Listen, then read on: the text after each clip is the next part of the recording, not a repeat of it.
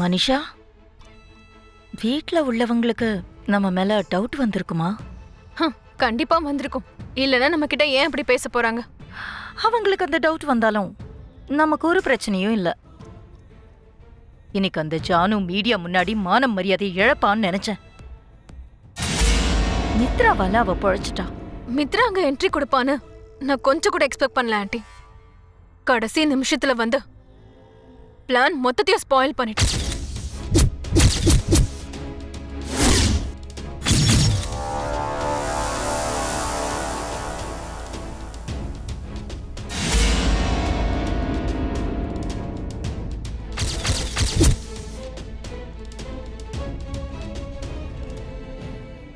சித்தி, உங்ககிட்ட ஒரு விஷயம் பேசணும். என்ன விஷயம் மித்ரா? விவேக்கோட கல்யாண விஷயம்.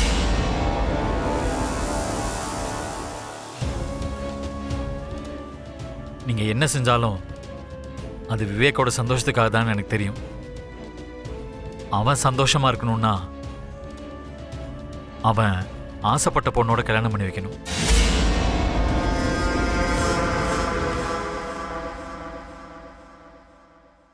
விவேக் ஜானுவை லவ் பண்றான்.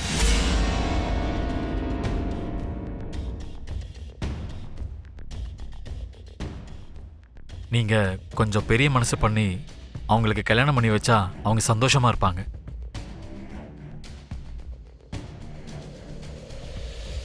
அதுவும் ஜானு நம்ம எல்லாருக்கும் தெரிஞ்ச பொண்ணு. நாம சொல்றதெல்லாம் கேட்பா. நீங்களும் ஹாப்பியா இருப்பீங்க. என்ன சொல்றீங்க சித்தி? இது உன் மனசுல இருந்த வார்த்தையா? இல்லனா அந்த லக்ஷ்மி உன்னை கேட்க சொன்னாலும் மித்ரா? மாம் டாடுக்கும் இந்த கல்யாணத்துல விருப்பம் தான் சித்தி. அக்காவுக்கும் மாமாவுக்கும் நீ லக்ஷ்மி கூட சேர்ந்து வாழணும்னு விருப்பம்.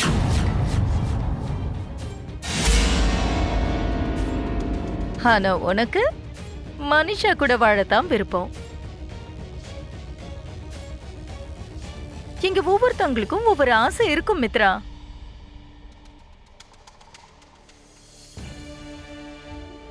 அக்காவும் மாமாவும் விவேக் ஜானுவோட கல்யாணம் நடக்கணும்னு ஆசைப்படுறாங்க. அதே மாதிரி நீயும் லக்ஷ்மியும் ஒன்னா சேர்ந்து வாழணும்னு ஆசைப்படுறாங்க. ஆனா நீ மனிஷா கூட சேர்ந்து வாழணும்னு ஆசைப்படுற. உன்னையே பாவம் பார்த்து வீட்டுல வச்சிருக்காங்க. இதுல உன் தங்கச்சிய இந்த வீட்டுக்கு மருமகளாக்கணும்னு பிளான் பண்றியா? ஜானுவும் விவேக்கும் 2 பேரும் லவ் பண்றாங்க. ஆனா தேவியானி ஆண்டி உன்னையும் ஜானுவையும் வெறுக்கிறாங்க. இந்த கல்யாணம் நடக்கிறது இம்பாசிபிள். இல்ல முடியாது. நான் கல்யாணத்தை நடத்தியே தீருவன்னா உன் தங்கச்சி வேணா இந்த வீட்டுக்கு மருமகளா இருப்பா. ஆனா நீ இந்த வீட்ல இல்லாம போயிடுவ. தெரியும். நீ உன்னோட 3 கோலுக்காக தான் இந்த வீட்ல இருக்கன்னு எனக்கு நல்லாவே தெரியும்.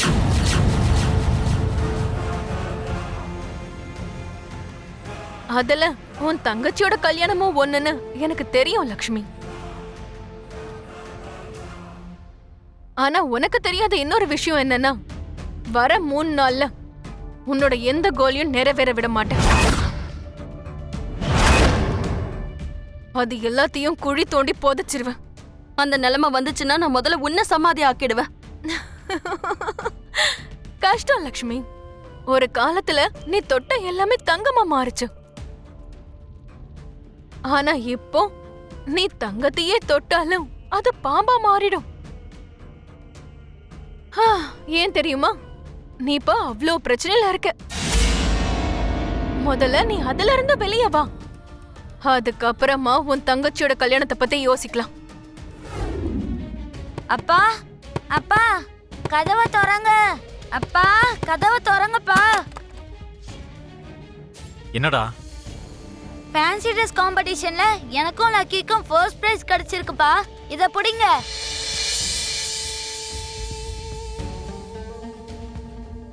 எங்களுக்கு பிரைஸ் கிடைக்கிறதுக்கு காரணம் நீங்க தான்ப்பா. நானா? ஆமா, வீட்ல நீங்க எங்களை பிளஸ் பண்ணிட்டு அனுப்பிச்சு வச்சீங்கல்ல. அதனால தான் நாங்க ஸ்கூல்ல ரொம்ப நல்லா பெர்ஃபார்மன்ஸ் பண்ணோம். ஃபர்ஸ்ட் பிரைஸும் கிடைச்சிருச்சு. அது எல்லாம் உங்களால தான்ப்பா. Thank you so much.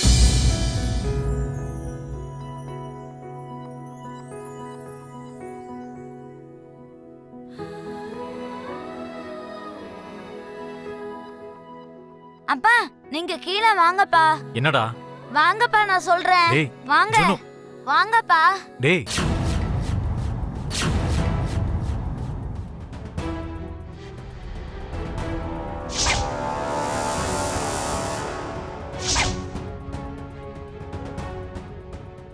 அம்மா லக்கி, நம்ம ஃபேமிலி போட்டோ எடுத்துக்கலாம் வாங்க.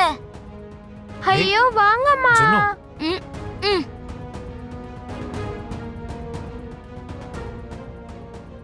கை போடுங்கப்பா.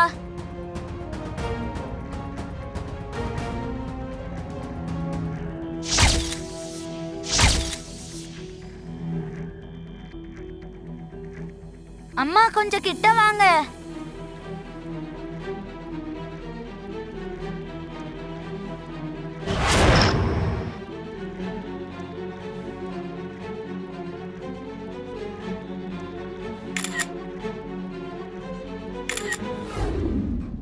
நான் சொன்னதுக்கு உனக்கு கோவம் வந்துருச்சா மனிஷா?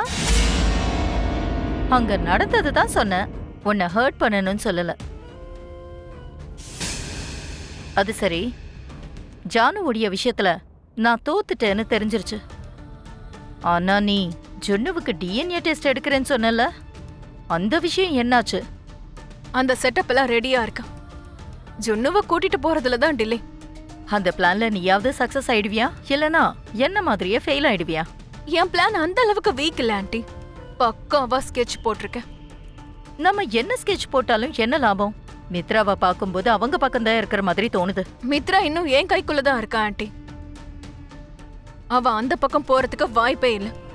அதுவும் பார்க்கலாம். அது சரி, என்ன பிளான் போட்டிருக்க? நான் சொல்ல மாட்டேன். டாக்டர் மூலமா சொல்ல வைக்கிறேன்.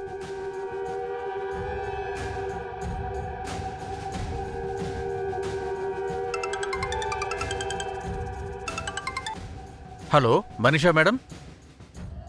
நான் சொன்ன விஷயம் என்னாச்சு டாக்டர்? எல்லாம் ரெடி மேடம். நீங்க அந்த பையனை கூட்டிட்டு வருவீங்க. நாங்க ஃபேக் டிஎன்ஏ டெஸ்ட் கொடுப்போம். பையனோட ஃபாதர் மித்ரானந்தன் இல்ல, அர்ஜுன் தான் ஃபேக் ரிப்போர்ட் கொடுத்துருவோம். அவ்வளவுதானே மேடம்? வேற ஏதாவது ஆட் பண்ணுமா? அவ்வளவுதான் டாக்டர். தேங்க்யூ. இதுதான் என் பிளான் ஆண்டி.